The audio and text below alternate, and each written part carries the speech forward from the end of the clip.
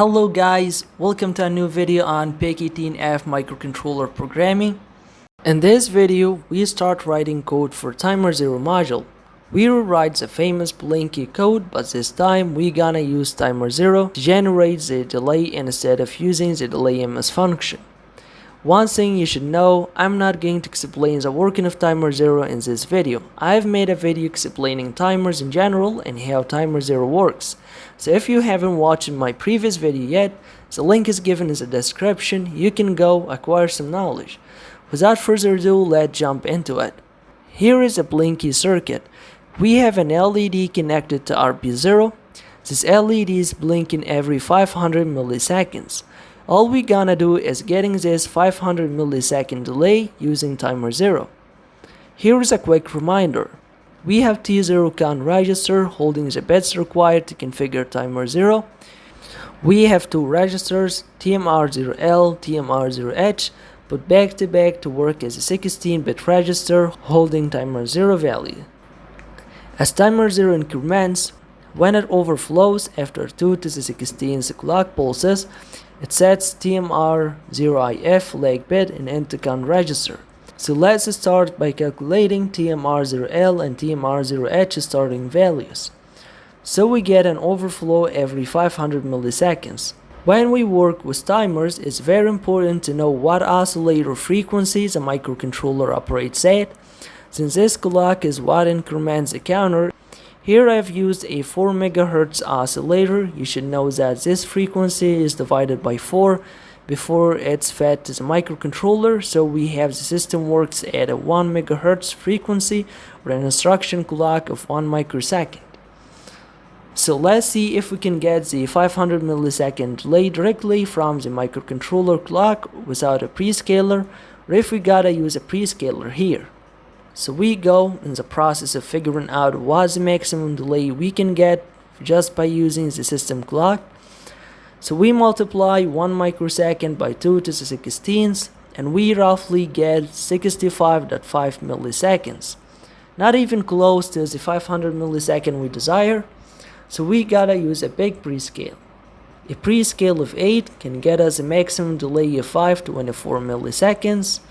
Greater than 500 milliseconds, so we use this prescale.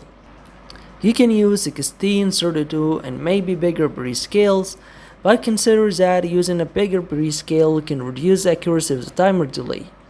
The only step left is preloading the timer with a certain value to get 500 milliseconds. So let's substitute into this equation.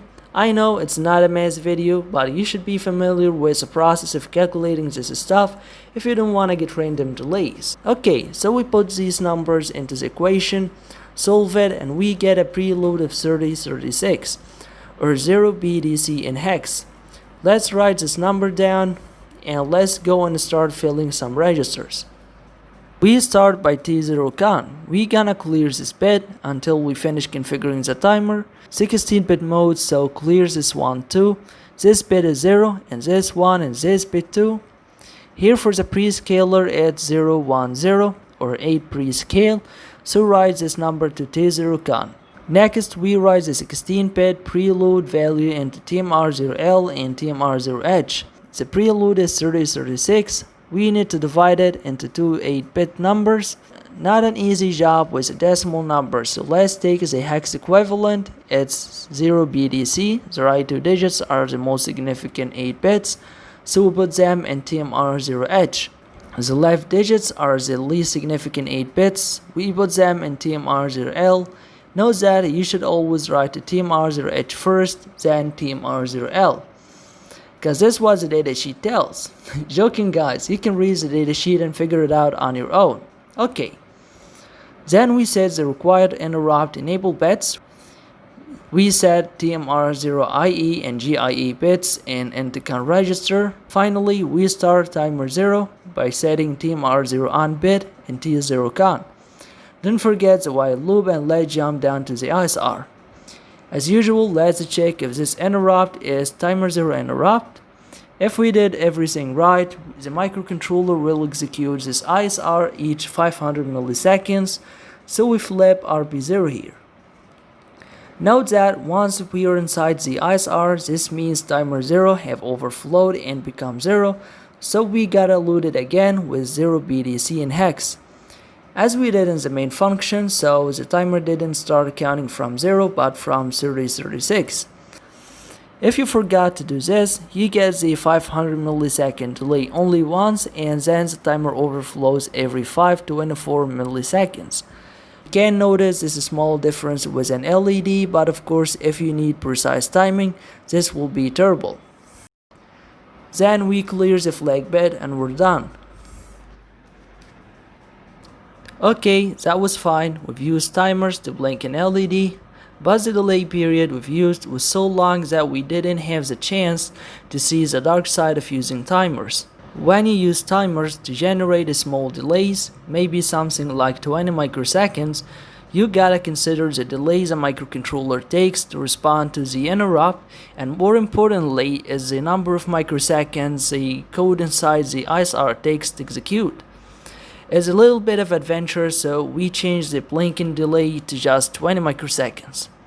Again, we're using timer 0, so I don't have to explain another timer. We're not gonna use a prescale since we can have up to 256 microsecond delay without a prescaler and with timer 0 in 8-bit mode. The only thing left is finding the preload value. We want a 20 microseconds. We have the timer increments every 1 microsecond. Simple math, we gotta lose the timer with 236, which is 256 minus 20. So after 20 pulses, the timer overflows. Okay, let's go and write the code. We want to change these two lines, then we write to T0con. So we have timer 0 in 8-bit mode with no prescaler assigned. We change this bit to 1 and this bit to 1. You can leave this bit at 1 or clear it, it doesn't matter, we're not using the prescaler. Then we're in 8-bit mode, so we're not using Timer0H, and then we preload the timer register with 236 as we calculated. We're done with the main function. Let's go and take a look inside of the ISR. First, we're gonna leave the condition and this line too, comment out this line, and change the preload of Timer0L to 236. And we're done. So let's try it on Protas and see if it's gonna work. And of course it's not. Here I open Protas, start the simulation, and it's like a blinking program but with nothing blinking. This is quite obvious and you should anticipate it. We cannot perceive an LED blinking every 20 microseconds. And of course if I made you waste all this time just to tell you that, I'm an idiot. Okay, let's remove the LED and connect an oscilloscope to see if we got the timing right. Okay, we run the simulation and it changed the horizontal scale to 5 microseconds so we can see the signal. Oops, that looks way more than 20 microseconds. Actually, it's 38 microseconds. Where did these extra microseconds came from? It's not something wrong with the code, I'm sure I did it right. But I said there are many things you should take into consideration. First, you have to keep the ISR as fast as possible. So this means be smart and get rid of anything not necessary. So here I can delete the if statement, but don't do that if you have more than one interrupt enabled. So we delete it. Let's see the difference. Obviously, we're getting closer to 20, but not enough. The if statement saved us about 5 microseconds and is unusual. If statements like that don't take 5 cycles to execute, it's just the compiler being stupid and generate stupid machine code. Actually, I did look inside of the generated assembly code and there were many useless instructions. That's the downside of not buying the software. So let's see where does the remaining 13 microseconds came from. I searched into this topic and I stumbled across this official document from Microchip, and it says there is 3 cycles lost till the microcontroller responds to the interrupt. Basically, it's called the interrupt latency, and it's the time the microcontroller takes to jump to the interrupt vector and start executing the ISR. So here we know that 3 out of 13 microseconds were lost as an interrupt latency, and there is nothing we can do to them. Again, I played the detective role and found out this interesting piece of intel. The timer stops counting for 2 cycles once you write to Timer0 register. So another 2 microseconds wasted. Okay guys, we're not getting into discussing this level of details, so let's focus on solving the problem. Okay, we have certain microseconds that we want to get rid of. We have the ISR as fast as possible. We cannot delete any more lines, so obviously deleting code is not what gonna solve the problem, which mostly due to the stupid compiler and its stupid assembly code. But we can compensate for this delay. We wanted 20 microseconds, so we can subtract the 13 microsecond from 20 and we get 7 microseconds.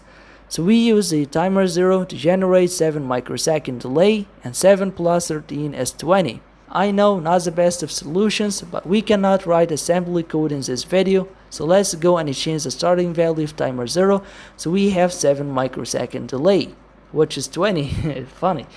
256 minus 7 is 249. Okay, we change this to 249 and we test it again, and it's 20 microseconds.